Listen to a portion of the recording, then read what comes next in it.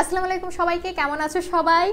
তোমাদের BD lab এডুকেশনের পক্ষ থেকে আজকের অন্য একটা বাংলা ক্লাসে আমি আরিফা ইসলাম জানাচ্ছি স্বাগতম। আজকে তোমাদের বাংলা ক্লাসটা হবে ধ্বনি এবং বর্ণ প্রকরণের উপরে। তো আজকে আমাদের লেকচার নাম্বার হচ্ছে 4, আর বিজয় 24 ব্যাচের আজকের বাংলা লেকচার চলে যাচ্ছে 4 নাম্বার। পাশাপাশি কিন্তু অন্যান্য সাবজেক্টের লেকচারগুলোও কিন্তু একইভাবে চলে যাচ্ছে। সুতরাং তোমরা যারা এখনও ক্লাস অ্যাটেন্টিভ হওনি, কয়েকদিন পরেই কিন্তু তোমাদের সেই ভর্তি যুদ্ধ পরীক্ষা। কি করবে ভেবেছো? কোনো ভাবাভাবির কিছু নেই, আমাদের সাথে থাকো, আমাদের পাশে থাকো, আমরাও আছি তোমাদের সাথে, তোমাদের পাশে। তোমাদের ভর্তি যুদ্ধের শেষ পর্যন্ত আমরা তোমাদের একদম গাইডলাইন দিয়ে যাব, যাতে করে তুমি ছুঁতে পারো তোমার স্বপ্নকে, তোমার স্বপ্নের বিশ্ববিদ্যালয়কে। এবং দিন শেষে তুমি এভাবে তোমার কোনো একটা বিশ্ববিদ্যালয়ের আইডি কার্ডকে এভাবে ধরে বলতে পারো, আমি একটা প্রাউড স্টুডেন্ট আমার এই বিশ্ববিদ্যালয়ে। ঠিক আছে? আচ্ছা, তো বেশি কথা না বাড়িয়ে, যেহেতু এখন প্রত্যেকটা মিনিট প্রত্যেকটা সেকেন্ড আমাদের জন্য সুপার ডুপার ইম্পর্টেন্ট, সো আমরা আজকে বেশি কথা না বাড়িয়ে সরাসরি চলে যাব ক্লাসে। আজকে আমাদের যে বাংলা ক্লাসটা হবে সেটা হবে ধ্বনি ও বর্ণ প্রকরণের উপরে। তো বেশি কথা না বাড়িয়ে তাড়াতাড়ি ক্লাসে চলে যায়। যারা যারা এখনো ক্লাসে জয়েন হও নাই, কাইন্ডলি তাড়াতাড়ি জয়েন হয়ে যাও। এবং খুব খুব খুব খুব তাড়াতাড়ি আমাদের আজকের সুপার ইন্টারেস্টিং টপিকগুলোর ভিতরে আমরা ঢুকে যাব। সো তোমরা একটু কাইন্ডলি তাড়াতাড়ি ক্লাসে জয়েন হয়ে যাবে এবং তোমাদের বন্ধুদের সবাইকে ক্লাসে মেনশন করে দেবে। ঠিক আছে? সবাইকে ক্লাসে মেনশন করে দেবে। ওকে?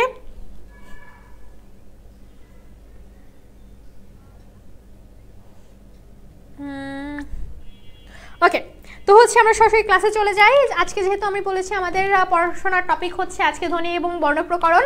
এই ধ্বনি ও বর্ণ প্রকরণের আমরা কিছু প্রাথমিক তথ্য আগে প্রথমে আমরা একটু জেনে নিই।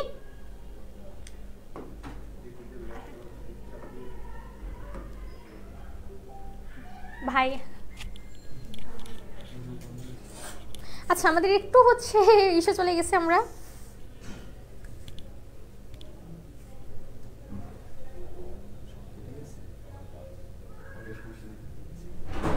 আচ্ছা, আমরা একটু ওয়েট করি। হ্যাঁ, অনাকাঙ্ক্ষিত দুর্যোগ। সবাই একটু লাইনে থাকো।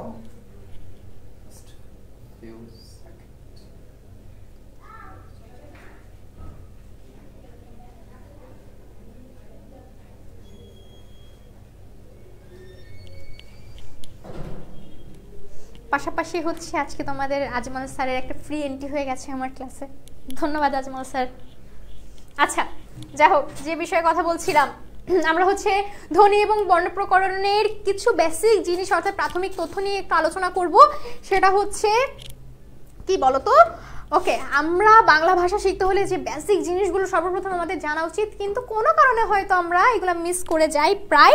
সেইগুলো যাতে আর মিস না করি সেই জন্য আমরা আজকে একদম প্রাথমিক তথ্য দিয়ে শুরু করেছি। আচ্ছা দেখো, প্রাথমিক তথ্য বলতে আমরা প্রথমে আমরা যে কথা বলি, আমাদের যে ভাষা, এর ক্ষুদ্র থেকে ক্ষুদ্র বিষয় সম্পর্কে আজকে আলোচনা করব।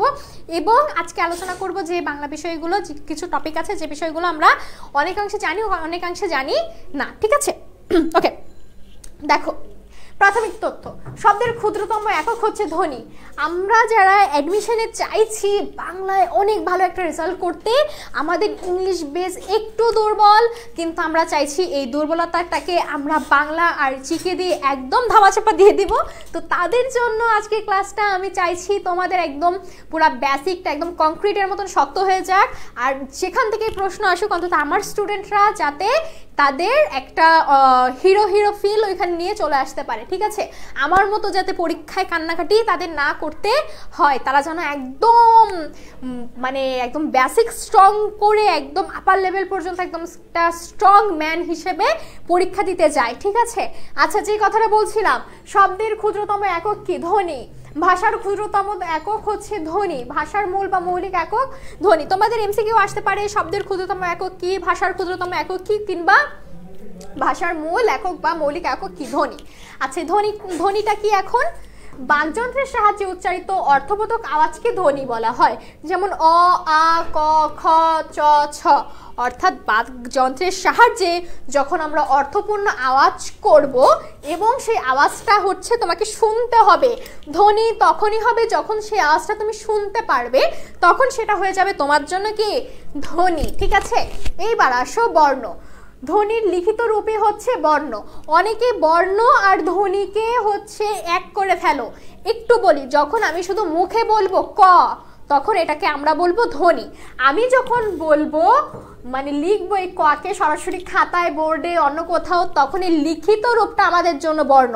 কিন্তু যতক্ষণ পর্যন্ত এটা আমাদের মুখে ছিল, এটা আমাদের শুধুমাত্র একটা আওয়াজের মতন ছিল, ততক্ষণ পর্যন্ত এটা ছিল আমাদের ধ্বনি। ঠিক আছে, ততক্ষণ পর্যন্ত এটা ছিল আমাদের ধ্বনি। সো যে বিষয়টা আমি তোমাদেরকে ক্লিয়ার করতে চাইছি যে ধ্বনি এবং বর্ণের ভিতরের পার্থক্যটা, একটা হচ্ছে যতক্ষণ আমাদের মুখে থাকবে ততক্ষণ হচ্ছে এটা আমাদের ধ্বনি, আর যখন আমরা এটাকে লিখে ফেলবো লিখিত ফর্ম, তখন হয়ে যাবে এটা আমাদের জন্য বর্ণ। ঠিক আছে, ধ্বনি প্রকাশক সাংকেতিক চিহ্ন বা প্রতীককে বর্ণ বলা হয়। অর্থাৎ আমি যে কথাটা মুখে বলছি সেটা যখন আমি লিখবো, লিখে প্রকাশ করব, তখন সেটা আমার জন্য হয়ে যাবে কি বর্ণ। এবার আসি অক্ষর। নিঃশ্বাসের স্বল্পতম প্রয়াসে একই বক্ষ স্পন্দনের ফলে যে ধ্বনি বা ধ্বনিগুচ্ছ একবার উচ্চারিত হয় তাকে অক্ষর বলে। যেমন কর্তব্য শব্দটিকে কর ও তব্য দুটি অক্ষর। এখন দেখো অক্ষরটাকে আমি একটু তোমাকে মডিফাই করে দিই। অক্ষর হচ্ছে তুমি একবারে যতটুকু উচ্চারণ করতে পারবে। আমি যদি তোমাকে বলি বিশ্ববিদ্যালয়, তুমি বিশ্ববিদ্যালয়, তোমার কাছে মনে হচ্ছে তুমি একবারে উচ্চারণ করতে পারছো, কিন্তু দেখো তো তুমি একবারে কি একদম স্মুথলি উচ্চারণ করতে পারছো, তোমাকে ভেঙে ভেঙে ভেঙে ভেঙে শেষ পর্যন্ত যেতে হচ্ছে। কিভাবে দেখো, বিশ্ববিদ্যালয়, তুমি বিদ্যালয়, তোমাকে এখানে 5 বার ভাঙতে হচ্ছে। তাহলে তোমাকে একটা ওয়ার্ড উচ্চারণ করতে গেলে, একটা শব্দ উচ্চারণ করতে গেলে যতবার তোমাকে তোমার কণ্ঠে ওই শব্দটাকে ভাঙতে হবে, ততগুলো ভাঙাকে আমরা বলবো অক্ষর। তাহলে আমরা কি শিখলাম, একটা ওয়ার্ডে আমাদের যতবার ভাঙতে হবে ওই ভাঙার টার্মগুলোকে আমরা একটা একটা করে ওয়ার্ডে আমরা নিয়ে আসব। তাহলে অক্ষর কি, আমরা একবারে কতটুকু বলতে পারি, যতটুকু বলতে পারি সেটাই হচ্ছে আমাদের অক্ষর। আমরা যদি বলি বিশ্ববিদ্যালয়, তাহলে এখানে অক্ষর হবে 5টা। কেন? বিশ্ব 2টা, বিদ্যা 4টা, লয় বিশ্ববিদ্যালয় 5টা, মোট হচ্ছে কয়টা? 5টা। তাহলে এখানে অক্ষর আছে 5টা। ঠিক সেম আমরা যদি বলি কর্তব্য, কর্তব্য, এখানে আমাদের আলাদা আলাদা করে উচ্চারণ করতে হচ্ছে। তাহলে এখানে আমাদের অক্ষর আছে কয়টা? 2টা। ঠিক আছে, আবার যদি তোমাকে আমার এখানে রয়েছে বন্ধুর, বন্ধুর, প্রথমে আমাদের বন বলতে হচ্ছে, পরে ধুর, পরে গিয়ে বলতে হচ্ছে ধুর, আমরা একসাথে উচ্চারণ করতে পারছি না। তাহলে আমাদের এখানে অক্ষর হচ্ছে কয়টা? 2টা, সাহস, বন্ধন। এইবার আসি বর্ণমালায়। বাংলা ভাষায় ব্যবহৃত বর্ণগুলির সমষ্টিকে বর্ণমালা বলা হয়। স্বরবর্ণ আছে 11টি এবং ব্যঞ্জন বর্ণ আছে 39টি, মোট বর্ণ 50টি। এইটা মনে হয় আমাকে আর আমার স্টুডেন্টদের বলে দিতে হবে না। এই গেল প্রাথমিক তথ্য। এবার আসি আমরা একটু মাত্রা সম্পর্কিত কিছু তথ্যে। আমি তোমাদের যে শুরুতেই যে কথাটা বলেছি সেটা হচ্ছে আজকের ক্লাসটা আমাদের একদম বেসিকের উপরে। এই বেসিক যদি স্ট্রং না করতে পারো তাহলে কিন্তু একদম একদম একদম লস করে যাবা। ঠিক আছে, তো আচ্ছা, আমরা এতক্ষণ বেসিক কিছু কথাবার্তা বলছিলাম, এখন আমরা হচ্ছে একটু সামনে আগাবো। দেখো এখন আমরা আসছি কোথায়? মাত্রায়। বাংলা বর্ণমালায় কোন বর্ণের উপরে রেখা বা কর্ষি দেওয়া হয় একে বলা হয় মাত্রা। মাত্রা আমি একদম সহজ কথায় তোমাদেরকে যেটা বলি সেটা হচ্ছে বাংলা বর্ণমালায় কোনো অক্ষর, কোনো ধ্বনি বা হচ্ছে বর্ণের উপরে যে উপরে দাগটা টানা হয়, উপরে যে দাগটা টানা হয় সেটা হয় আমাদের জন্য মাত্রা। ঠিক আছে, এখন দেখো এটা একটু মনে রাখবা। ঠিক আছে, পূর্ণ মাত্রা অর্থাৎ পুরোটাই মাত্রা হয়। এরকম বর্ণ রয়েছে মোট 32টি। ঠিক আছে, 32টি কি কি? স্বরবর্ণ এখানে 6টি, স্বরেয়া পুরবর্ণ, পূর্ণ মাত্রা, স্বরেয়া, রস্যি, দীর্ঘি, রস্যু, দীর্ঘ, এই 6টি। এখন দেখো ব্যঞ্জন বর্ণে রয়েছে কতটি? 26টি। ঠিক আছে, এখন দেখো অর্ধমাত্রা, অর্থাৎ অর্ধেক মাত্রা হয়, অর্ধেক মাত্রা হয় এমন রয়েছে মোট বর্ণ সংখ্যা 8টি। কিভাবে 8টি? স্বরবর্ণ রয়েছে 1টি, ব্যঞ্জন বর্ণ রয়েছে 7টি। এই যে এইগুলো যেগুলো হচ্ছে অর্ধ মাত্রায়, প্রশ্ন আসতে পারে ব্যঞ্জন বর্ণে অর্ধ মাত্রার বর্ণ কয়টি? কয়টি? 7টি। তাহলে 7 আর 1 কত হলো? 8টি। তাহলে মোট বর্ণ সংখ্যা অর্ধমাত্রার 8টি, মাত্রাহীন রয়েছে 10টি, যেটা হচ্ছে স্বরবর্ণে 4টি আর ব্যঞ্জন বর্ণে 6টি। ঠিক এইভাবে মোট বর্ণ সংখ্যা এখানে 50টি, যেটা আমরা একটু আগে বলছিলাম। বাংলায় হচ্ছে স্বরবর্ণ 11টি এবং ব্যঞ্জন বর্ণ 39টি, মোট হচ্ছে 50টি। প্রশ্ন আসতে পারে পূর্ণমাত্রা, অর্ধমাত্রা, মাত্রাহীনের বর্ণগুলো কয়টি এবং কি কি? এবার দেখো ধ্বনিগুলোকে আমরা ভাগ করেছি দুটো ভাগে, কি কি? স্বরধ্বনি আর ব্যঞ্জন ধ্বনি। কারণ বাংলা ভাষায় আমরা প্রত্যেকটা বর্ণকে, বাংলা ভাষার বর্ণকে আমরা দুটো ভাগে ভাগ করেছি, এই জন্য ধ্বনিকেও আমরা দুটো ভাগে ভাগ করেছি। একটা হচ্ছে স্বরধ্বনি আর একটা হচ্ছে কি? ব্যঞ্জন ধ্বনি। ঠিক আছে, দেখো স্বরধ্বনি কি? যে ধ্বনি অন্য ধ্বনির সাহায্য ছাড়া সম্পূর্ণভাবে উচ্চারিত হতে পারে তাকে বলা হয় স্বরধ্বনি। অর্থাৎ যে ধ্বনি অন্য ধ্বনির উচ্চারণ ছাড়াই একা একা উচ্চারিত হতে পারে সেটাই হচ্ছে আমাদের জন্য স্বরধ্বনি। অর্থাৎ আমি যখন বলছি অ, এই অটা একটা বিশুদ্ধ স্বরধ্বনি যাচ্ছে, এখানে কোনো ব্যঞ্জন ধ্বনি কোনো রকম প্রভাব এখানে আসছে না। আমি যদি বলি রশ্মি, আমি যদি বলি রস্যু, এই প্রত্যেকটা উচ্চারণে আমার একদম বিশুদ্ধ স্বরধ্বনিটা এখান দিয়ে যাচ্ছে। আমি বা তুমি কোনো রকমে এখানে অন্য কোনো ব্যঞ্জন ধ্বনির সাহায্য আনতে পারছি না। স্বরধ্বনি হচ্ছে মূলত দুই প্রকার, এক হচ্ছে মৌলিক স্বরধ্বনি আর এক হচ্ছে যৌগিক স্বরধ্বনি। এবার আসে হচ্ছে ব্যঞ্জন ধ্বনিটা কি? যে ধ্বনি উচ্চারণ হওয়ার সময় কোথাও না কোথাও বাধাপ্রাপ্ত হয় তাকে ব্যঞ্জন ধ্বনি বলে। যেমন ক, খ, গ, ঘ, প। আরেকভাবে বলতে পারি যে ধ্বনি উচ্চারণের সময়ে অবশ্যই স্বরধ্বনির সাহায্য নিতে হয়, অবশ্যই স্বরধ্বনির সাহায্য নিতে হয়, সেটাই হচ্ছে আমাদের জন্য ব্যঞ্জন ধ্বনি। যেমন আমি যদি বলি ক, আমি এটাকে টানতে গেলে অবশ্যই ক, ক সাথে আমাকে অ কেও টানতে হবে।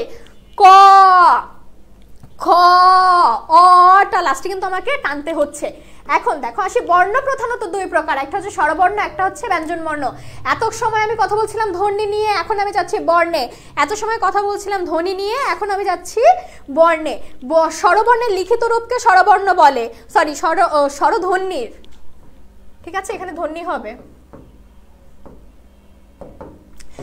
ঠিক সেম ব্যঞ্জন ধ্বনির লিখিত রূপকে ব্যঞ্জন বর্ণ বলে। ঠিক আছে, আচ্ছা এই পর্যন্ত গেল। দেখি পরে কি বলেছে আমাদেরকে।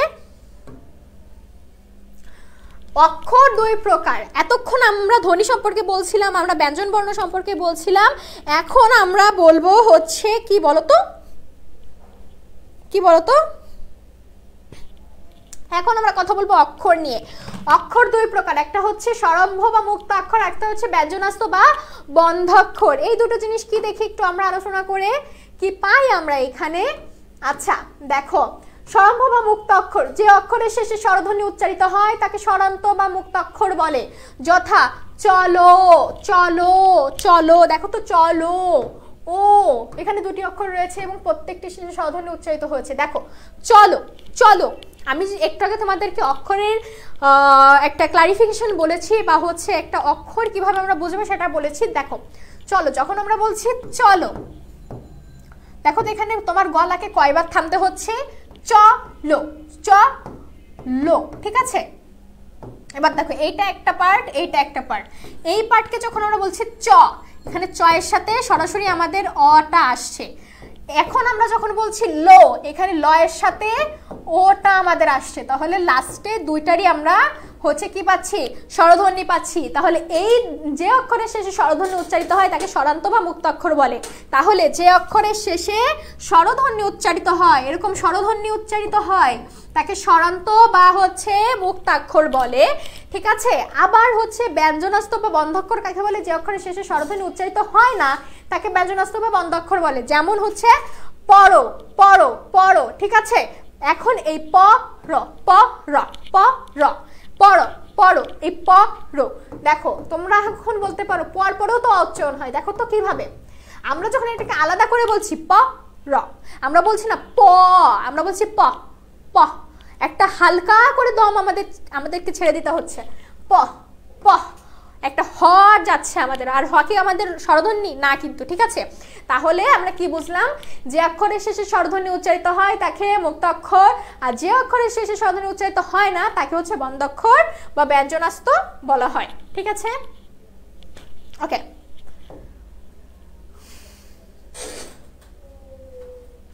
এবার দেখো স্বরবর্ণের শ্রেণীবিভাগ। আমি একটু স্বরবর্ণের শ্রেণীবিভাগে যাই। উচ্চারণ কাল বা সময় অনুসারে স্বরধ্বনিগুলোকে দুই ভাগে ভাগ করা যায়। প্রশ্ন আসতে পারে উচ্চারণ কাল বা সময় অনুসারে স্বরধ্বনিগুলোকে কত ভাগে ভাগ করা যায়। একটা হচ্ছে হ্রস্ব স্বর, একটা হচ্ছে দীর্ঘ স্বর, ঠিক আছে। একটা হচ্ছে হ্রাস স্বর, একটা হচ্ছে দীর্ঘ স্বর। হ্রাস স্বরটা কি, অল্প সময়ে যে সকল ধ্বনি স্বরধ্বনি উচ্চারণ করা যায় তাকে হ্রাস স্বর বলে। যেমন বাংলা বর্ণমালায় হ্রস্ব স্বর হচ্ছে 4টি, কি কি, স্বর, রস্যি, রস্যু আর রি, ঠিক আছে। প্রশ্ন আসতে পারে বাংলা বর্ণমালায় হ্রস্ব স্বর কয়টি, 4টি, ঠিক আছে। এবং দীর্ঘ স্বর দেখি, যে সকল স্বরধ্বনির উচ্চারণ বেশি সময় লাগে তাকে দীর্ঘ স্বর বলে। যে সকল স্বরধ্বনির উচ্চারণে কি হয়, দীর্ঘ সময় লাগে বা বেশি সময় লাগে তাকে বলা হয় দীর্ঘ স্বর। বাংলা বর্ণমালায় দীর্ঘ স্বর হচ্ছে 7টি, তাহলে হ্রস্ব স্বর হচ্ছে আমাদের 4টি আর দীর্ঘ স্বর হচ্ছে আমাদের 7টি, ঠিক আছে, মনে থাকবে।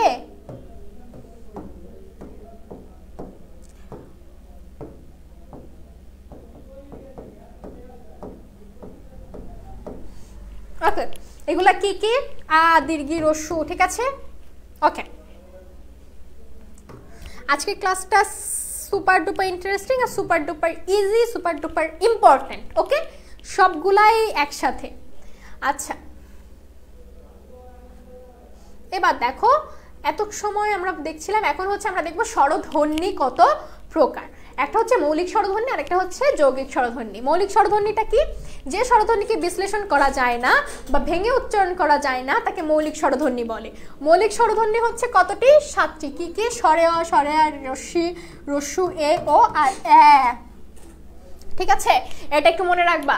আর হচ্ছে যৌগিক স্বরধ্বনি, পাশাপাশি দুটি স্বরধ্বনি থাকলে দ্রুত উচ্চারণের সময় তা একটি সংযুক্ত স্বরধ্বনি রূপে উচ্চারিত হয়। এই রূপে একসঙ্গে উচ্চারিত দুটি মিলিত স্বরধ্বনিকে যৌগিক স্বর বা দ্বৈত স্বর, সন্ধিস্বর বা সন্ধ্যাক্ষর বা দ্বিস্বর বলা হয়। অনেক সময় প্রশ্নে কিন্তু তোমার যৌগিক স্বরধ্বনি থাকবে, বিষয়টা কিন্তু এরকম না। প্রশ্নে আমার একই সাথে দ্বৈত স্বর, সন্ধিস্বর, সন্ধ্যক্ষর বা দ্বিস্বর ইত্যাদিও থাকতে পারে, ঠিক আছে, এই জন্য একটু পড়বা। যেমন হচ্ছে ওই, ঠিক আছে, ওই, অর সাথে রসই, যেমন পরে হচ্ছে ও বা বউ, ঠিক আছে। এখন দেখো যেটা হচ্ছে আমাদের এখানে সব থেকে বেশি হচ্ছে একটু অ্যাটেনশন দেওয়ার কথা, সেটা হচ্ছে কোন স্বর বা কোন ধ্বনির সংখ্যা কত। ধ্বনির সংখ্যাটা একটু কাইন্ডলি মাথায় রাখবা, ঠিক আছে। তাহলে হচ্ছে যৌগিক স্বর বা যৌগিক স্বরধ্বনির সংখ্যা 25টি। আমরা কি পেলাম, যে মৌলিক স্বরধ্বনি কয়টি, মৌলিক স্বরধ্বনি হচ্ছে আমাদের এখানে 7টি।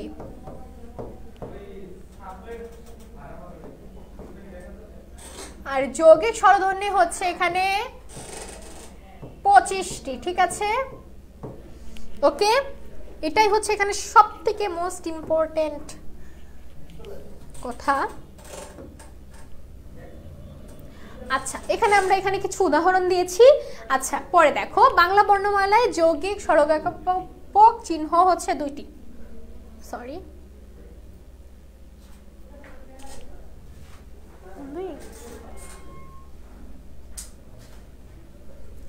বাংলা বর্ণমালায় যৌগিক স্বরজ্ঞাপক বা বর্ণ চিহ্ন হচ্ছে 2টি। একটা হচ্ছে ওই আর একটা হচ্ছে ও, ঠিক আছে, ওই আর ও, ঠিক আছে, ওই আর ও, ওই না কিন্তু এখানে ওই প্লাস ওই দেওয়া আছে। একটা হচ্ছে ওই আর একটা হচ্ছে ও, ঠিক আছে। উদাহরণ হচ্ছে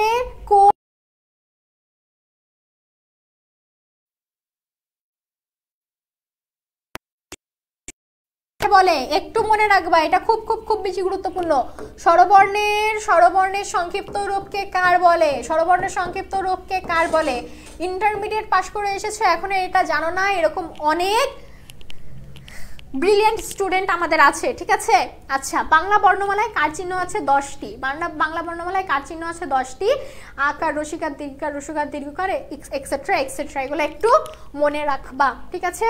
আর তোমাদের যে প্রথম কাজ আজকে লেকচার শিটটা পাওয়ার সাথে সাথে, সেটা হচ্ছে আজকে লেকচার শিটটা পাওয়ার সাথে সাথে তোমরা আজকে লেকচার শিটের যে সকল জায়গায় আমি বলে দিয়েছি যে খুবই গুরুত্বপূর্ণ, সেই সকল বিষয় কাইন্ডলি একটু আবার পড়বা বা পড়া ট্রাই করবা, ঠিক আছে।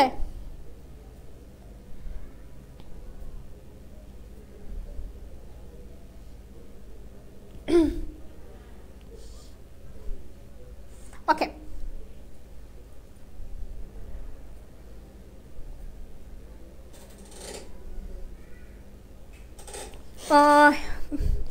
তানজিলা সরকার আখি, আসসালামু আলাইকুম আপু, আজকে আপনার সাথে আমার ফার্স্ট ক্লাস। আচ্ছা, ওয়ালাইকুম আসসালাম, you are most welcome in my class. Okay, কোনো সমস্যা হলে যেখানে বুঝতে পারবে না কাইন্ডলি আমাকে একটু জানাবে।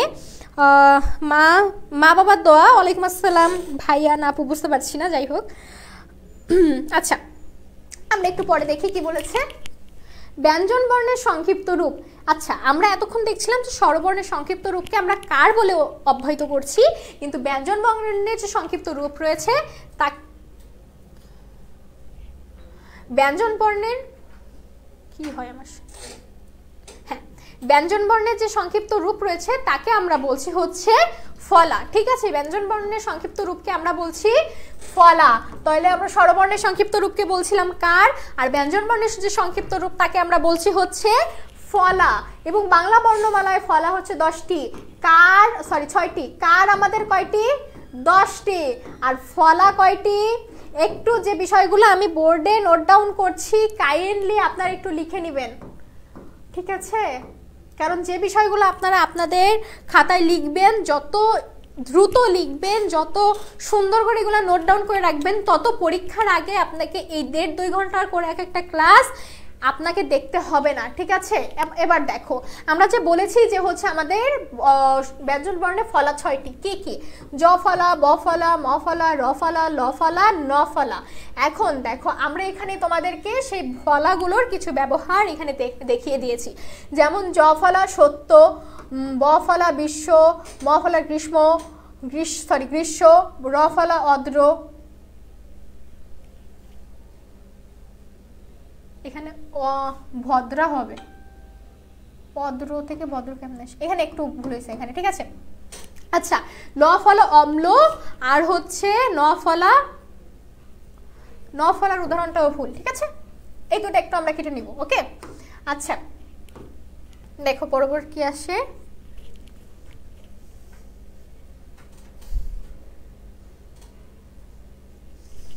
ওকে, বাংলা স্বরধ্বনির উচ্চারণ।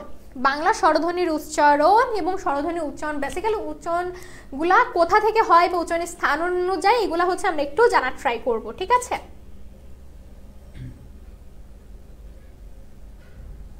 দেখো, বাংলা উচ্চারণের স্থান অনুযায়ী স্বরবর্ণের নাম। আমাদের বেশ কয়েকটা এখানে উচ্চারণের স্থান রয়েছে, যেমন হচ্ছে কণ্ঠবর্ণ, তালব্য বর্ণ, ওষ্ঠবর্ণ, মূর্ধন্য বর্ণ, কণ্ঠ তালব্য বর্ণ, কণ্ঠস্থত্ব বর্ণ। যেমন হচ্ছে কণ্ঠবর্ণ, দেখো স্বরে অ, স্বরে আ, এই দুইটা যখন আমরা উচ্চারণ করি, বেসিক্যালি যখন এই দুইটা আমরা উচ্চারণ করি, তখন আমাদের সব থেকে যে জায়গাটার আমাদের ব্যবহার হয় সেটা হচ্ছে আমাদের গলা বা কণ্ঠ। স্বরে অ, স্বরে আ। দেখো তো আমাদের মুখে, তুমি আমার সাথে উচ্চারণ করো, আমি যদিও দেখতে পাচ্ছি না তুমি উচ্চারণ করছো কিনা, তো আমার সাথে যখন তুমি উচ্চারণ করবে, তুমি যখন বলবে স্বরে অ, স্বরে আ, তোমার যে মুখমণ্ডল সেখানে কোনো জায়গার সাথে কোনো জায়গার কোনো স্পর্শ হবে না, ঠিক আছে। এখানে সরাসরি তুমি শুধু তোমার গলাটাকে ব্যবহার করতে পারবে বা কণ্ঠটাকে ব্যবহার করতে পারবে, কিভাবে?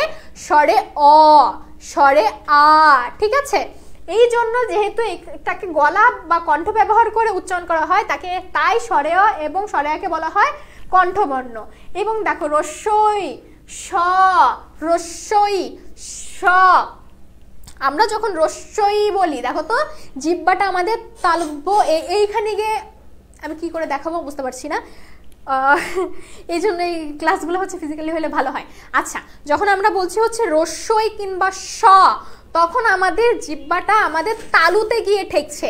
দেখো তো আমার সাথে তুমি জানি না উচ্চারণ করছো কিনা, যদি উচ্চারণ করো তাহলে তুমি টের পাবে যে রস্যই স এই কথা, এই দুটা বর্ণ যখন আমরা বলছি তখন আমাদের জিহ্বাটা হচ্ছে আমাদের এইখানে যে মাড়ি বা হচ্ছে চোয়াল আছে বা তালু আছে, এইখানে গিয়ে আমাদের জিহ্বাটা কিন্তু ঠেকছে। ঠিক আছে, এই জন্য যেহেতু এটা আমাদের উচ্চারণ স্থান তালু, তাই রস্য এবং শকে দন্ত্য শকে বলা হয় তালব্য বর্ণ। ঠিক সেইভাবে রস্য এবং দীর্ঘ, রস্য এবং দীর্ঘ, রস্যু দীর্ঘ যখন তুমি এই দুইটা উচ্চারণ করছো, তুমি যদি তোমার এই ওষ্ঠ বা ঠোঁটকে যদি গোল না করো তাহলে কিন্তু উচ্চারণ করতে পারবে না। এইভাবে উচ্চারণ করতে পারবা তুমি যখন, যদি মানে তোমাকে যদি বলা হয় যে নর্মালি রস্য উচ্চারণ করো, তাহলে তোমাকে অবশ্যই তোমার যে ঠোঁট আছে সেটাকে কি বলে রিংয়ের মতন বানাই ফেলতে হবে। ঠিক আছে, এই যেহেতু এটার উচ্চারণ স্থান হচ্ছে ওষ্ঠ, তাই রস্য এবং দীর্ঘকে বলা হয় হচ্ছে ওষ্ঠবর্ণ। ঠিক সেভাবে রিয়ের উচ্চারণ স্থান হচ্ছে মৃধা, এই জন্য এটাকে বলা হয় মূর্ধন্য বর্ণ। একইভাবে এ আর ওই, দেখো তো এ আমরা যখন বলছি এ তখন ঠিক সেইভাবে ওই রস্যি আর স্বর মতো আমাদের জিহ্বাটা আমাদের তালুতে গিয়ে ঠেকছে এবং আমাদের গলার উপরে বেশ একটা প্রেসার পড়ছে, যেমন এ ওই এ ওই। ঠিক আছে, এই জন্য একে বলা হয় হচ্ছে কণ্ঠ তালব্য বর্ণ। ঠিক ওইভাবে কণ্ঠস্থ বর্ণ হচ্ছে ও ও। আমাদের যখন ও উচ্চারণ করি দেখবা গলার ভিতরে একটা জিনজিন করে ওঠে ও ও, এবং সাথে সাথে তোমাকে তোমার ঠোঁটটাও গোলাকৃতি করে ফেলতে হয়। এই জন্য বলা হয় হচ্ছে ও আর ওই হচ্ছে কণ্ঠ ও ওষ্ঠ বর্ণ, কণ্ঠ ও ওষ্ঠ বর্ণ। ঠিক আছে, তাহলে উচ্চারণ স্থান অনুযায়ী আমাদের যে বেসিক জিনিসগুলো আছে সেগুলো আমরা একটু দেখলাম। এরপরে হচ্ছে আমরা আবার দেখবো হচ্ছে উচ্চারণের স্থান অনুযায়ী মৌলিক স্বরধ্বনি 7টির অবস্থান। আমরা এতক্ষণ দেখছিলাম হচ্ছে বেসিক জিনিসগুলো, এখন দেখবো হচ্ছে উচ্চারণের স্থান অনুযায়ী যে মৌলিক স্বরধ্বনি 7টির অবস্থান রয়েছে, যে 7টি রয়েছে সেটার অবস্থান। ঠিক আছে, আচ্ছা দেখি কি বলেছে।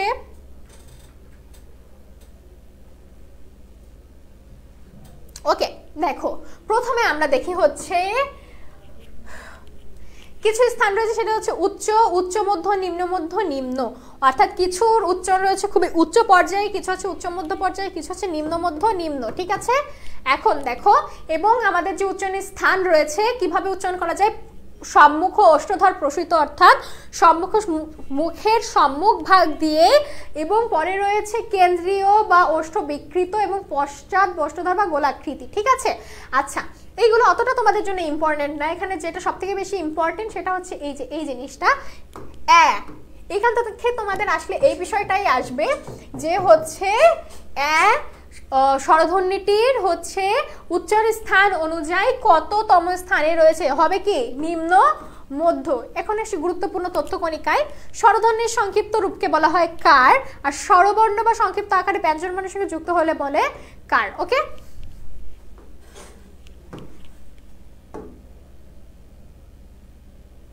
আচ্ছা এখন দেখো এত সময় যে কথাগুলো হচ্ছে আমি মোটমাট করে বলছিলাম সেই বিষয়গুলো হচ্ছে এখন আমরা একটু এখানে একসাথে করে দেওয়ার চেষ্টা করেছি।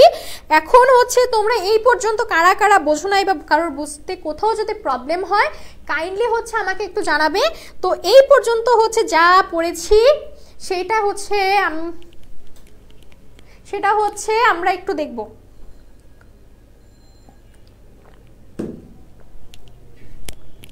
আচ্ছা এত সময় যেটা দেখছিলাম, ওকে এত সময় যে বিষয়গুলো আমরা দেখছিলাম সেই বিষয়গুলোর হচ্ছে একটা বলা যায় যে কি বলে এটাকে, বলা যায় যে একসাথে করে আমরা যে বেসিক জিনিসগুলো বা ইম্পর্টেন্ট জিনিসগুলো আবার একটু এখানে দেওয়ার চেষ্টা করেছি। যেমন কার হলো মোট 10টা, কি কি, সরেয়া, রস্যি, দীর্ঘি, রস্যু, দীর্ঘ, রি, এ, ওই, ও আর ঐকার। আচ্ছা অকে বলা হয় নীলিন কিংবা বিলীন বর্ণ। প্রশ্ন আসতে পারে অকে কোন বর্ণ বলা হয়, নীলিন বা বিলীন বর্ণ, অর্থাৎ এর কোনো সংক্ষিপ্ত রূপ নেই। যে বর্ণের সংক্ষিপ্ত রূপ নেই তাকে বলা হয় নীলিন বর্ণ।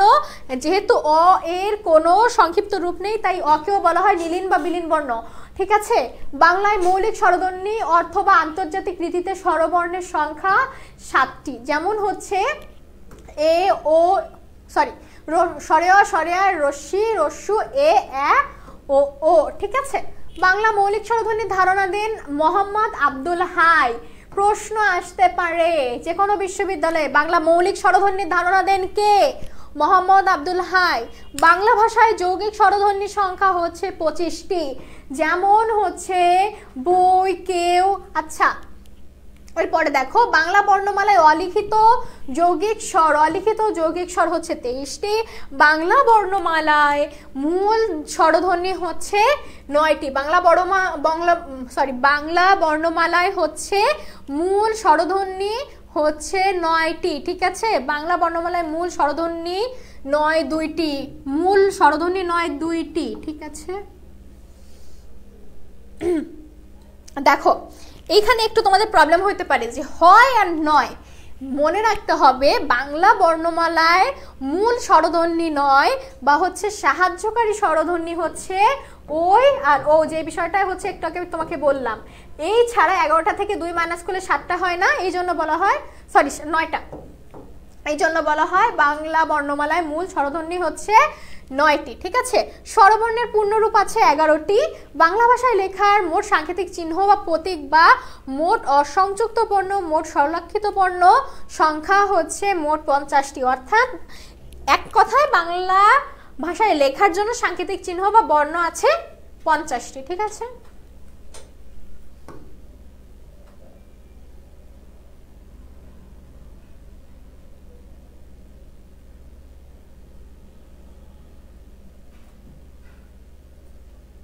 ওকে, এবার আসো ব্যঞ্জন ধ্বনির আলোচনায়। এবার আসি একটু হচ্ছে আমরা কোথায়, ব্যঞ্জন ধ্বনির আলোচনায়। যে ধ্বনি স্বরধ্বনির সাহায্য ছাড়া উচ্চারিত হতে পারে না তাকে ব্যঞ্জন ধ্বনি বলা হয়। ব্যঞ্জন ধ্বনি উচ্চারণের সময় ফুসফুস থেকে বের হওয়া বাতাস মুখের কোথাও না কোথাও বাধাপ্রাপ্ত হয়। এখন দেখো যে কথাটা একদম শুরুতে আমি তোমাকে হচ্ছে বললাম,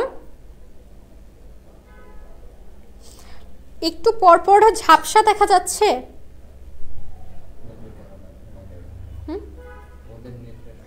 খুব সম্ভবত হচ্ছে তোমাদের নেটের একটা প্রবলেম হচ্ছে, আই থিঙ্ক।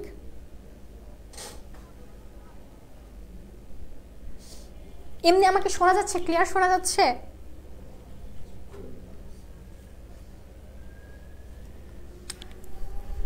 ভাই হঠাৎ করে এখানে দেখবেন ইয়া হয়ে যাচ্ছে।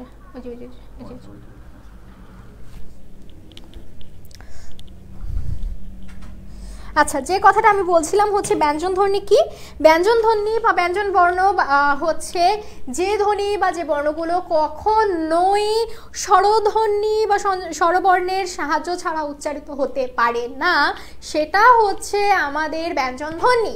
এবং আরেকটা ব্যঞ্জন ধ্বনি আরেকটা যে বৈশিষ্ট্য, সেটা হচ্ছে ব্যঞ্জন ধ্বনি মুখ থেকে বের হওয়ার সময় কোথাও না কোথাও বাধাপ্রাপ্ত হবে, কোথাও না কোথাও এটি বাধা পাবে, অর্থাৎ বাধাপ্রাপ্ত হবে। ক থেকে ম পর্যন্ত 25টি বর্ণকে স্পর্শ বা স্পষ্ট ব্যঞ্জন বলা হয়। কোন থেকে কোন বর্ণ পর্যন্ত? ক থেকে ম বর্ণ পর্যন্ত, ঠিক আছে। যেমন অল্পপ্রাণ, মহাপ্রাণ, অল্পপ্রাণ, মহাপ্রাণ। এখন দেখো আমরা যে বলছি আরো একটা বিষয়, বাংলা পড়ার সময় আমরা যে বলি যে কোন বর্গ, ঠিক আছে, ক বর্গ, খ বর্গ। আমি জানি না এই বিষয়গুলো সম্পর্কে তোমরা জেনেছো কিনা। আমরা যদি বলি যে বাংলা ব্যঞ্জন ধ্বনিতে আমাদের মোট 5টি বর্গ রয়েছে, এই 5টি বর্গে মোট 5টি করে আমাদের বর্ণ রয়েছে, যে বর্ণের প্রথম অক্ষর দিয়ে বা প্রথম বর্ণ দিয়ে ওই বর্ণের নামকরণ করা হয়। যেমন এই 5টি বর্গ কি কি? ক বর্গ, চ বর্গ, ট বর্গ, ত বর্গ আর প বর্গ। এখন ক বর্গের সদস্য কারা? ক থেকে শুরু করে ককে নিয়ে মোট যে 5টা, ঠিক আছে। আমাদের চ বর্গের সদস্য কারা? চ বর্গের সদস্য হচ্ছে চকে শুরু করে চকে নিয়ে তারপরের 4টা, ঠিক আছে, অর্থাৎ মোট 5টা। ঠিক সেম ভাবে হচ্ছে আমাদের ট বর্গ হচ্ছে টকে নিয়ে 5টা, আমাদের ত বর্গ হচ্ছে তকে নিয়ে 5টা, আমাদের হচ্ছে প বর্গ পকে নিয়ে 5টা। বুঝাতে পেরেছি? এখন দেখো এই যে বর্গগুলোর কথা বলছি, এই বর্গগুলোর প্রথম বর্ণ মনে রাখবে, প্রথম বর্ণ, প্রথম ক বর্গ সবসময় উচ্চারণ হয় কণ্ঠের সাহায্যে। ক বর্গ উচ্চারিত হয় কণ্ঠের সাহায্যে, ক বর্গ উচ্চারিত হয় কণ্ঠের সাহায্যে, চ বর্গ উচ্চারিত হয় তালব্যের সাহায্যে এবং ট বর্গ উচ্চারিত হয় মূর্ধন্যের সাহায্যে। এক সেম ভাবে ত বর্গ উচ্চারিত হয় দন্তের সাহায্যে অর্থাৎ দাঁতের সাহায্যে। প বর্গ উচ্চারিত হয় ওষ্ঠের সাহায্যে। এই সিম্পল বিষয়গুলা খুবই ইম্পর্টেন্ট, এই ছকটা তোমাদের জন্য খুবই ইম্পর্টেন্ট, ঠিক আছে। এবারে আরেকটা বিষয় যেটা আমাদেরকে জানতে হবে সেটা হচ্ছে এই যে আমরা বলছি যে ক বর্গ, চ বর্গ, ট বর্গ, ত বর্গ, প বর্গ, এখন তোমাকে জানতে হবে এই প্রত্যেকটা বর্গে যে 5টা করে আমাদের বর্ণ রয়েছে, এই যে 5টা করে আমাদের বর্ণ রয়েছে, এই বর্ণগুলোর আরেকটা পরিচয় কি মনে রাখবে। প্রথম যে বর্ণটা রয়েছে সেটা হবে হচ্ছে আমাদের অল্প প্রাণ। দেখো তো ক বর্গের প্রথম বর্ণ কোনটা? ক। পরেরটা হবে মহাপ্রাণ, পরেরটা হবে অল্প প্রাণ, পরেরটা হবে মহাপ্রাণ, তারপরটা হবে নাসিক্য অল্প প্রাণ। ঠিক সেম ভাবে এই যে আমাদের 5টা বর্গ রয়েছে, 5টা বর্গের প্রথমটা অল্প প্রাণ, পরেরটা মহাপ্রাণ, তারপরেরটা অল্প প্রাণ, মহাপ্রাণ, নাসিক্য অল্প প্রাণ। এখন বলতে পারো আপু 25টা বর্ণ কি করে মুখস্থ করব? কিচ্ছু না, একটু যখন খাতায় লিখবা একবার দুইবার এরকম কালার পেন দিয়ে একটু মাথার ভিতরে একটু সেট করে ট্রাই করবা, হায়েস্ট গেলে একদম লিখে রাখো 10 মিনিট লাগবে। 10 মিনিট লাগবে। এই 10 মিনিটটা যদি একদম মাইন্ডফুলি একদম মনোযোগ সহকারে এইখানে দিতে পারো তাহলে আমার দিক থেকে এতটুকু নিশ্চয়তা পাবে যে এই যে বর্গের যে বিষয়টা রয়েছে এইখান থেকে যদি কোনো কোয়েশ্চেন তোমাদের অ্যাডমিশনের কোয়েশ্চেনে আসে, একটা কোয়েশ্চেনও আমার কোনো স্টুডেন্ট মিস যাবে না, ঠিক আছে। আচ্ছা, এইটা যেটা হচ্ছে খুবই গুরুত্বপূর্ণ। আরেকটা বিষয় হচ্ছে ঘোষ অঘোষ, ঘোষ বর্ণ এবং অঘোষ বর্ণ। মনে রাখবে এই যে 5টা বর্গ রয়েছে, এই 5টা বর্গের প্রথম যে দুইটি বর্ণ এই প্রথম দুইটি বর্ণ হচ্ছে আমাদের ঘোষ এবং পরের যে 3টি বর্ণ, প্রথম 2টি বর্ণ ঘোষ, পরের 3টি বর্ণ অঘোষ বর্ণ। প্রশ্ন আসতে পারে দ কোন বর্ণ, ঘোষ বর্ণ নাকি অঘোষ বর্ণ? এখন তুমি যদি এই চারটা একটু মাথার ভিতরে সেট করে নিতে পারো তাহলে খুব ইজিলি তুমি একদম চোখটা বন্ধ করে দেখতে পাবা যে আমি তোমাকে বলে দিয়েছিলাম কোনো একটা বাংলা ক্লাসে, বিডি ল্যাব এডুকেশন প্ল্যাটফর্মের কোনো একটা বাংলা ক্লাসে, যে এই বর্গ চিহ্ন বা বর্গের যে বর্ণ রয়েছে তার প্রথম 2টা হচ্ছে অঘোষ এবং পরের 3টা প্রথম 2টাই অঘোষ করে দিছে, এখানে একটা হবে ঘোষ। প্রথম 2টা ঘোষ এবং পরের 3টা অঘোষ। সেখানে তুমি দেখতে পাবে যে পরে যে 3টা রয়েছে এইখানে আমার দ বর্ণটা রয়েছে, ঠিক আছে। তাহলে তখন তোমার জন্য অ্যান্সার করা একদম ইজি হয়ে যাবে।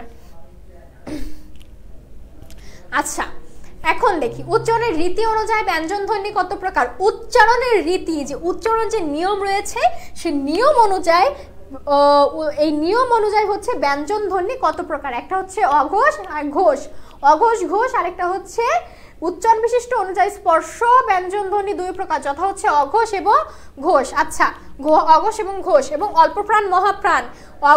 অঘোষটা কি একটু দেখে নিই আমরা।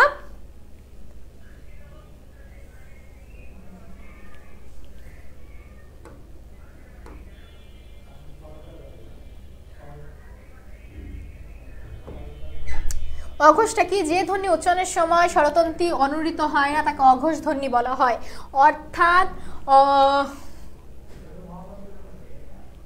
যে ধ্বনি উচ্চারণের সময় গলা অত কম্পিত হয় না, ঘর্ষণ অনেক কম হয়, ঠিক আছে, ঘর্ষণ অনেক কম হয়, সেটা হচ্ছে আমাদের অঘোষ ধ্বনির উচ্চারণ। যেমন হচ্ছে ক খ ট প, ক খ ট ত প ইত্যাদি, ফ ইত্যাদি। ওই যে বলেছিলাম প্রথম 2টা। এখন দেখো পরে যে ধ্বনি উচ্চারণের সময় স্বরতন্ত্রে অনুরিত হয় তাকে ঘোষ ধ্বনি বলা হয়। যেমন গ ঘ ড ধ ধ। আচ্ছা, একটু এখানে আমাদের প্রিভিয়াস এসে একটু কারেকশন করে নাও। এইখানটায় হবে হচ্ছে আমাদের ঘোষ, প্রথম 2টা অঘোষ, পরের 3টা হচ্ছে ঘোষ। প্রথম 2টা অঘোষ এবং পরের 3টা হচ্ছে আমাদের ঘোষ। এখন যদি কারেকশন না করে নাও তাহলে কিন্তু লেকচার শিট দিয়ে দেওয়ার পরে এভাবেই তোমরা পড়বা, তখন না বুঝলে মাথা চাপড়াবা, ঠিক আছে। এই জন্য বলি রেগুলার ক্লাস করতে, যেটা বললাম প্রথম 2টা ঘোষ পরের 3টা অঘোষ, ঠিক আছে। এবং পরে হচ্ছে আমরা ঘোষ অঘোষ ধ্বনির কিছু পার্থক্য আমরা দেখলাম। ঠিক আছে, ঘোষ অঘোষ ধ্বনি আমরা বিষয়টা একটু দেখলাম। আচ্ছা দেখি পরে কি বলেছে। এবার এই যে আমরা দেখলাম অল্প প্রাণ ধ্বনি, মহাপ্রাণ ধ্বনি, এইগুলা কি, এইগুলা সম্পর্কে আমরা একটু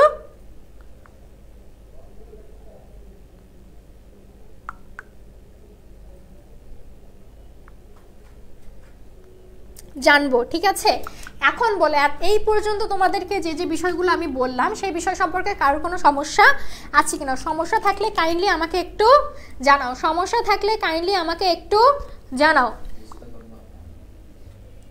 আর যদি বুঝেও থাকো তাহলেও হচ্ছে একটু রেসপন্স করো, রেসপন্স করে আমাকে জানাও যে হ্যাঁ বুঝতে পেরেছো। ঠিক আছে, যেটাই হোক আমাকে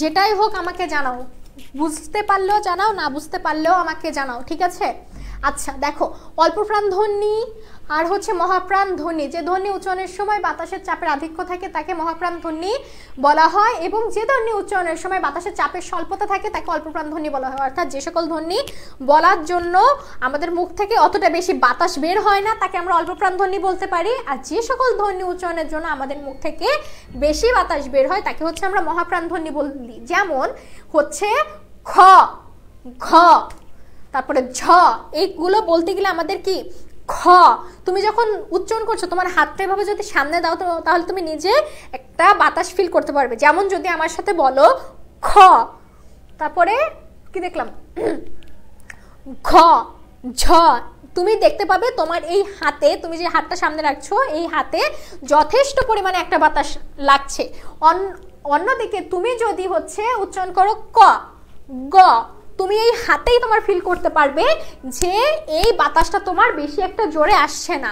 অর্থাৎ কি দেখলাম, যে সকল ধ্বনি হচ্ছে উচ্চারণের সময় আমাদের মুখ থেকে বেশি বাতাস বা চাপের আধিক্য দেখা যায় সেগুলো হচ্ছে মহাপ্রাণ ধ্বনি, এবং যে সকল ধ্বনি উচ্চারণের সময় আমাদের বাতাসের আধিক্য কম থাকে সেটা হচ্ছে আমাদের অল্প প্রাণ ধ্বনি। ঠিক আছে, এখানে অল্প প্রাণ ধ্বনি মহাপ্রাণ ধ্বনির আমরা উদাহরণ দিয়ে দিয়েছি।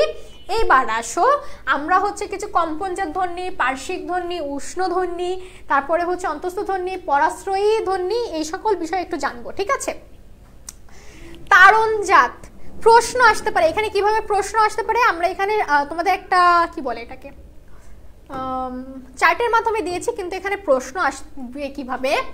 নিম্নে কোনটি তাড়নজাত?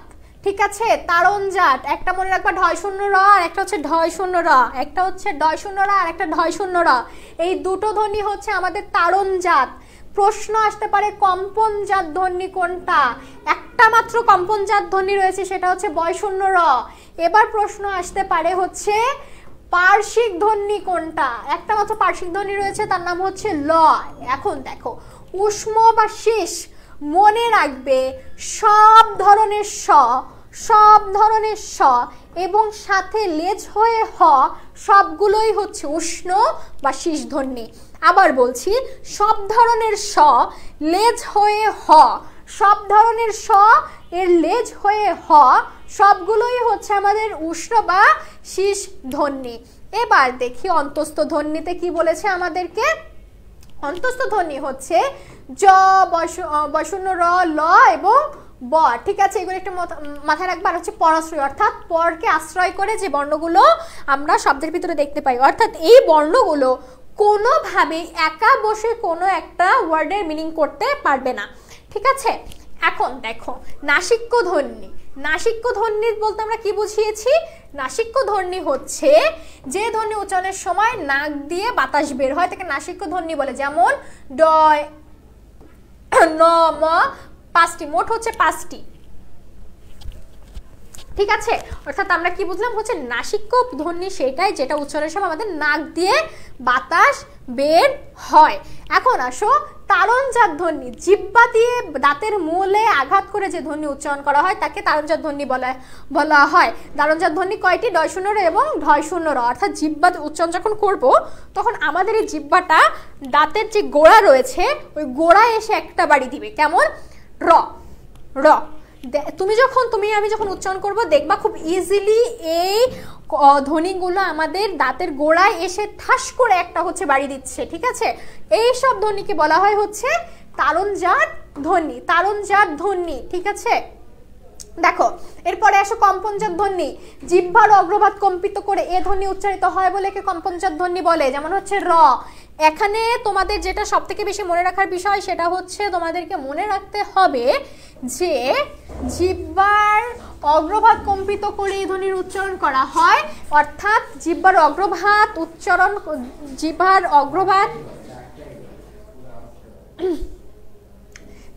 অগ্রভাগ কম্পিত করে ধ্বনির উচ্চারণ করা হয়, তাই একে কম্পনজাত ধ্বনি বলে। মনে রাখতে হবে এখানে সবথেকে গুরুত্বপূর্ণ বিষয় হচ্ছে কম্পনজাত ধ্বনি কয়টি, এবং একটা মাত্র কম্পনজাত ধ্বনি রয়েছে, সেটা হচ্ছে বয়শূন্য র। এবার আসলে পার্শ্বিক ধ্বনি। যে ধ্বনি উচ্চারণের সময় জিহ্বার দুই পাশ দিয়ে বায়ু বের হয় তাকে পার্শ্বিক ধ্বনি বলে। যেমন হচ্ছে ল, এটাও একটি। উষ্ম বা শীষ ধ্বনি, একটু আগে যেটা বললাম সব ধরনের সব ধরনের স সাথে লেজ হয়ে হ। এবং দেখো পরে আছে অন্তস্থ ধ্বনি এবং পরশ্রয় ধ্বনি, যে কথাটা আমি একটু আগেই তোমাদেরকে এখানে বললাম, ঠিক আছে? এবার দেখো অনুনাসিক ধ্বনি। যে ধ্বনি নাসিক্য ধ্বনি গঠনে সহায়তা করে তাকে অনুনাসিক ধ্বনি বলে। উদাহরণ হচ্ছে আচ্ছা হর্ষস্বর আর দীর্ঘস্বরের ধ্বনি তোমাদেরকে একটু আগে আমি বলেছি, সুতরাং এখানে আর আমি ওইভাবে কথা বাড়াচ্ছি না। এবার দেখো এক নজরে হচ্ছে যে বিষয়গুলো খুবই গুরুত্বপূর্ণ সেই বিষয়গুলো হচ্ছে আমরা আবার একটু এক নজরে দেখি, ঠিক আছে?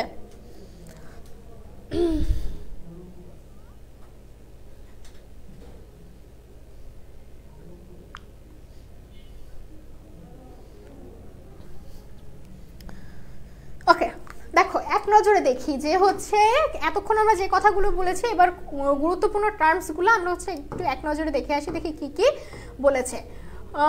তালব্য স অঘোষ অল্প প্রাণ, হ হচ্ছে ঘোষ অল্প প্রাণ, অর্ধস্বর বর্ণ এইগুলা, পার্শ্বিক বর্ণ একটি সেটা হচ্ছে ল, খুব খুব বেশি গুরুত্বপূর্ণ। ঘর্ষণজাত ধ্বনি তিনটি, সেটা হচ্ছে তিনটা স, সেটা হচ্ছে ঘর্ষণজাত ধ্বনি। স্পৃষ্ট বর্ণ হচ্ছে ক বর্গ, ট বর্গ, প বর্গ, প্রথম দ্বিতীয় তৃতীয় এবং চতুর্থ সারির বর্ণগুলো। সৃষ্ট বর্ণ হচ্ছে চ ছ জ ঝ এই চারটি, ঠিক আছে? এখানে গুরুত্বপূর্ণ হচ্ছে সৃষ্ট বর্ণ কয়টি, ঠিক আছে? আচ্ছা পরে দেখো এবার আসি হচ্ছে গুরুত্বপূর্ণ তথ্য কণিকা। গুরুত্বপূর্ণ তথ্য কণিকা। এই গুরুত্বপূর্ণ তথ্য কণিকায় যাওয়ার আগে তোমাদের সবার কাছে যেটা আমি শুনবো সেটা হচ্ছে এই পর্যন্ত তোমাদেরকে যা বলেছি এতটুকু তোমাদের কাছে ক্লিয়ার কিনা, এতটুকু তোমাদের কাছে ক্লিয়ার কিনা, কোথাও বুঝতে সমস্যা আছে কিনা। যদি ক্লিয়ার হয় তাহলে সেটাও হচ্ছে আমাকে জানাবে, ঠিক আছে?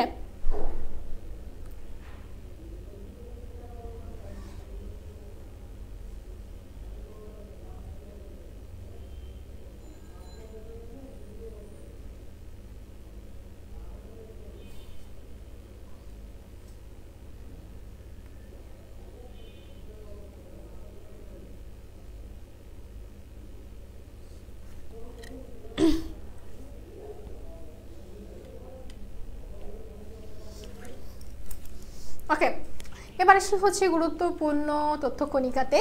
আচ্ছা এখানে প্রথমে হচ্ছে আমাদের চারটি বর্ণ দেওয়া আছে। এই চারটি বর্ণ কখনো শব্দের প্রথমে আসে না, ঠিক আছে? ও ইয়ে ন এই চারটি বর্ণ হচ্ছে শব্দের কখনো প্রথমে আসে না, শব্দের মধ্যে কিংবা শেষে আসে। আচ্ছা অনেশ্বরের উচ্চারণ ও এর উচ্চারণের মতো, যেমন হচ্ছে রং। আচ্ছা অযোগবাহ বর্ণ দুইটি। আচ্ছা এখানে এত কিছু তোমাদের জন্য ইম্পর্টেন্ট না, তোমাদের হচ্ছে যেগুলো ইম্পর্টেন্ট সেগুলো একটু আমি তোমাদেরকে বলে দিই। এটা হচ্ছে বাংলা বর্ণমালা সংস্কৃত ভাষা দ্বারা প্রভাবিত হয়েছে। বাংলা বর্ণমালা হর্ষত্ব দীর্ঘত্বের জন্য অর্থের পার্থক্য ঘটে না, ধ্বনিটিকে স্বরধ্বনি বলা চলে না। আচ্ছা এই লাইনটা বাদ, ঠিক আছে? এখানে এত ইম্পর্টেন্ট তোমাদের জন্য কিছু নাই ওইভাবে। এই লাইন চাইলে তোমরা এই পেজটা হচ্ছে লেকচার শিটের 20 নম্বর পেজটা তোমরা চাইলে স্কিপ করতে পারো, ঠিক আছে? আচ্ছা এবার আসি, এত সময় যে তোমাদেরকে বেশ কিছু হচ্ছে কি বলে, এত সময় হচ্ছে তোমাদেরকে যে বেশ কিছু তথ্য আমি দিলাম, এত সময় এত তথ্য দেওয়ার পরে আমারও তো কিছু হচ্ছে কি বলে ইনকোয়ারিজ তোমাদের কাছে থাকবে, তাই না? যদিও ইনকোয়ারিজ একটু ভুল হয়েছে, কারণ তোমাদেরকে সব কিছুতেই আমি উত্তর এখানে দিয়ে দিয়েছি, কিন্তু নেক্সট টাইম থেকে আমার নেক্সট ক্লাস এটা আর হবে না, এখানে আর উত্তরটা এইভাবে থাকবে না। আমি তোমাদের কাছে জিজ্ঞাসা করব যে কোন কোন জায়গায় মানে এই কি বলে এইগুলো, এই বিষয়গুলো হচ্ছে আমি তোমাদের কাছ থেকে জিজ্ঞেস করব, ঠিক আছে? ওকে, তো হচ্ছে আমাদের প্রথম প্রশ্ন হচ্ছে বাংলা বর্ণমালায় ওই এবং ও হচ্ছে যৌগিক বর্ণ, ঠিক আছে? যৌগিক বর্ণ যেহেতু আমাদের উত্তর দেওয়া আছে, সেখানে আমি আর কথা না বাড়াই। যৌগিক বর্ণ কোন ধ্বনির উপরে চন্দ্রবিন্দু বসালে উচ্চারণ কি সানুনাসিক হয়? স্বরধ্বনির উপরে। আকাশী শব্দের ধ্বনি গঠন কি? এখানে সরাসরি দেওয়া আছে সরেয়া ক। ওকে, গেল। রস্যু কোন ধরনের স্বরধ্বনি? কোনোটাই নয়। যৌগিক তালব্য মিলিত? কোনোটাই নয়। তুমি আসো নাই তোমার সঙ্গে বকুল গন্ধে বৃষ্টি এসেছে? তুমি আসো নাই তোমার সঙ্গে বকুল গন্ধে বৃষ্টি এসেছে। ছন্দ পর্ববিন্যাস যথাক্রমে। আচ্ছা, মাত্রাবৃত্ত তোমাদেরকে এখনো শেখানো হয়নি, সুতরাং এটা জাস্ট তোমাদেরকে দেওয়ার জন্য। হতে পারে তোমাদের অ্যাডমিশনে এটাও চলে আসতে পারে, ঠিক আছে? আচ্ছা, তো আজকের ক্লাস তো মোটামুটি এই পর্যন্ত ছিল, যদিও আমার স্টুডেন্টদের আমি খুব বেশি রেসপন্স পাইনি, তবুও আমি এক্সপেক্ট করব নেক্সট ক্লাসগুলোতে তোমাদের অংশগ্রহণ অনেক বেশি হবে এবং তোমাদের রেসপন্সও অনেক বেশি হবে। আজকের ক্লাস বেসিক্যালি এই পর্যন্ত ছিল। এখন আমাকে হচ্ছে তোমরা একটু কাইন্ডলি বলো যে হচ্ছে এই পর্যন্ত তোমাদের কোনো প্রবলেম আছে কি না, এই পর্যন্ত তোমাদের কোনো প্রবলেম আছে কি না, ঠিক আছে? ওকে, আচ্ছা, এই পর্যন্ত কোনো প্রবলেম আছে কি না এবং এই পর্যন্ত বুঝতে পেরেছো কি না, বুঝলেও আমাকে জানাবে, না বুঝলেও আমাকে জানাবে, ঠিক আছে?